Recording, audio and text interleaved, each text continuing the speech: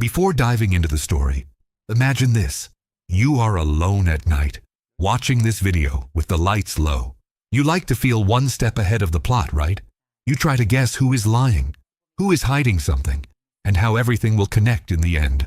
If that is you, then this is the perfect moment to subscribe to the channel and leave a like.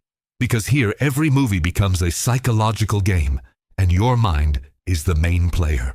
This story will challenge your sense of truth until the very last second, so stay with it. Pay attention to every detail and test how far your intuition can go while the puzzle slowly closes around the main character. The movie follows Adrián Doria, a successful businessman who built an image of control, prestige, and perfection, but whose life is collapsing in a single afternoon inside an apartment.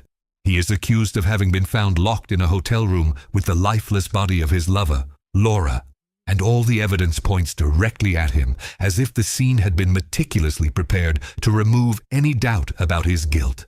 The genius of the script is that everything the spectator knows about that night comes from Adrián himself. So right from the start, the movie turns into a duel between his version of the truth and the hidden reality behind it. To defend himself, Adrián's lawyer brings in Virginia Goodman, a legendary legal strategist known for dismantling impossible cases in a matter of hours.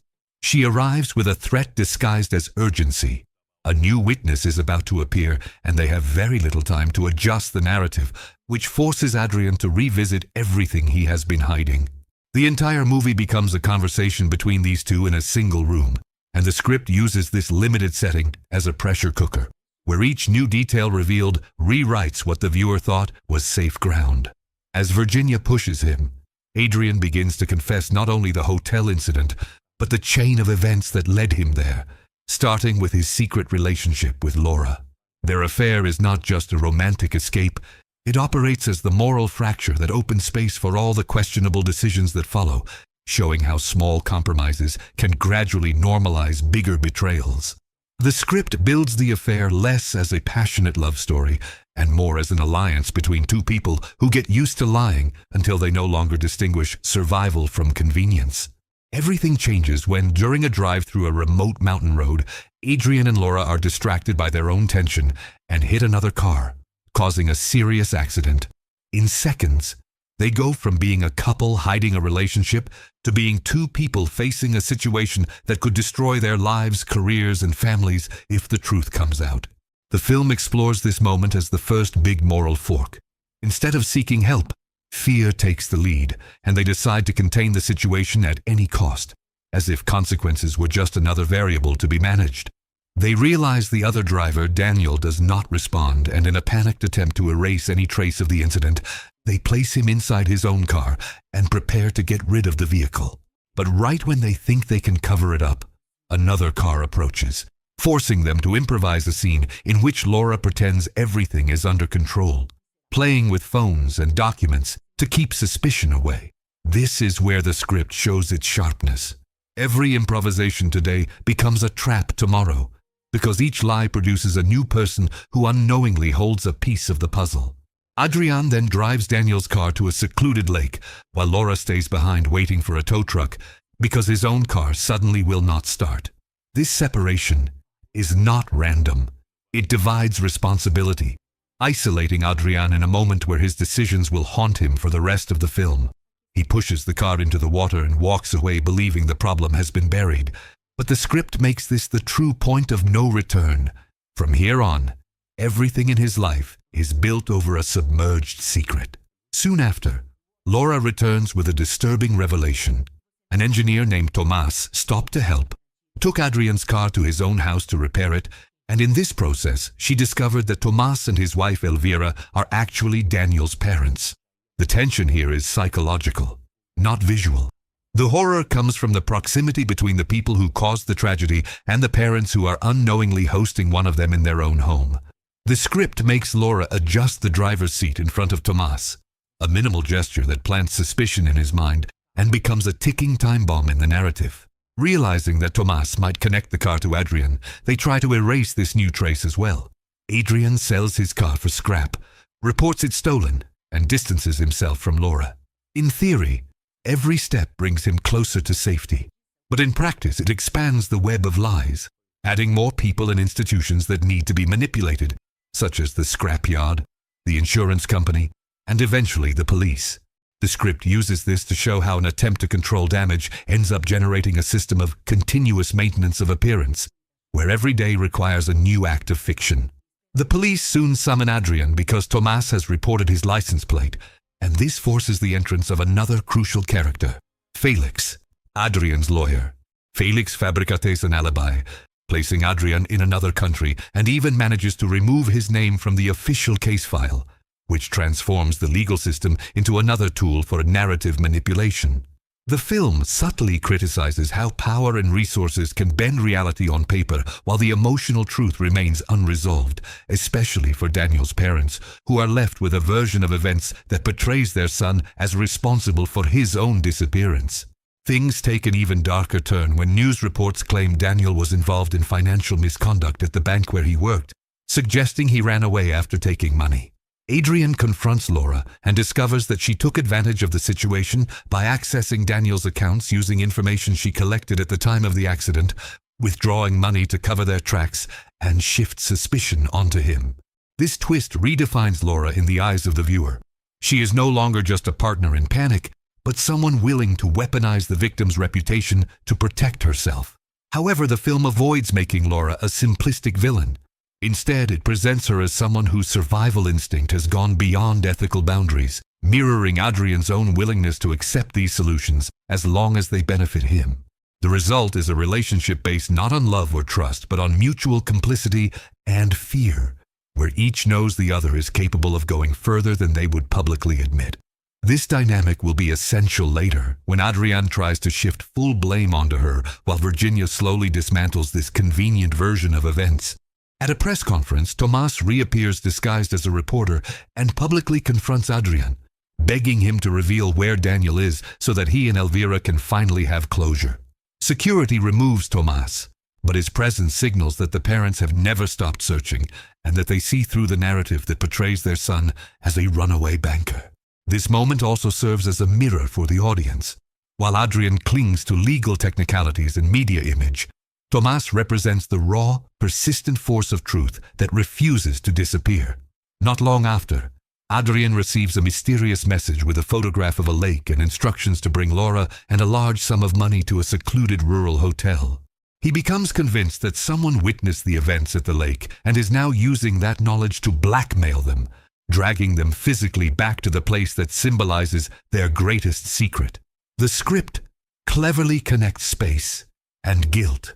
Every setting, from the lake to the hotel room, is a stage built to confront Adrián with the consequences of what he tried to bury. Back in the present conversation with Virginia, she starts to propose possible defense lines, but each idea reveals more about how she reads Adrián's character than about the legal system itself. She suggests blaming Tomás, claiming that he could have stalked them, set up the hotel room, and disappeared through a hidden exit, helped by Elvira, who manages the hotel. In doing so, the script exposes how narratives can be twisted to turn grief-stricken parents into potential masterminds, revealing the moral flexibility available when the goal is simply to win. Adrián then admits that he always suspected Tomás was behind the blackmail, but he uses that explanation to justify his fear and confusion rather than his responsibility. Virginia pushes further and proposes planting an object of Laura's in Daniel's car, reinforcing a story in which she acted alone and trapped Adrián in a situation beyond his control. This strategy seduces him because it offers the possibility of walking away as the victim, and this temptation is what finally leads him to reveal the last layer he has been keeping hidden. Pressed by Virginia's cold, methodical logic, Adrián confesses that when he pushed Daniel's car into the lake, Daniel was still alive. This detail completely reframes his actions. What he has been describing as a desperate attempt to hide an accident now takes on the weight of a deliberate choice made with enough awareness to walk away. Virginia's reaction is briefly one of shock, but she quickly regains composure, as if that confession were the final piece she needed to complete a plan that extends beyond legal strategy. With this revelation, Virginia changes her tone and questions Adrián's insistence on portraying Laura as the mastermind behind everything.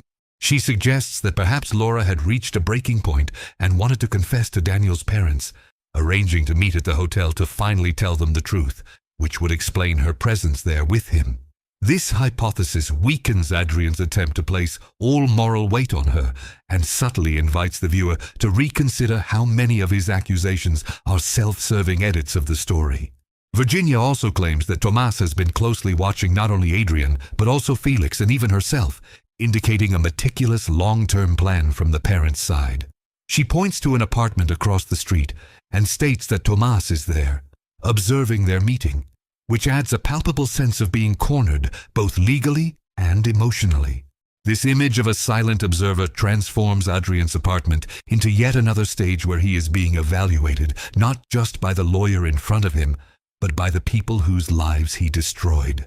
Feeling trapped, Adrian finally goes one step further and admits that it was he who ended Laura's life in that hotel room, and that he carefully staged the whole scene to look like he was an innocent man framed by unknown enemies. This confession breaks the last protective layer of his narrative, exposing that at every crucial moment he chose self-preservation over any other value.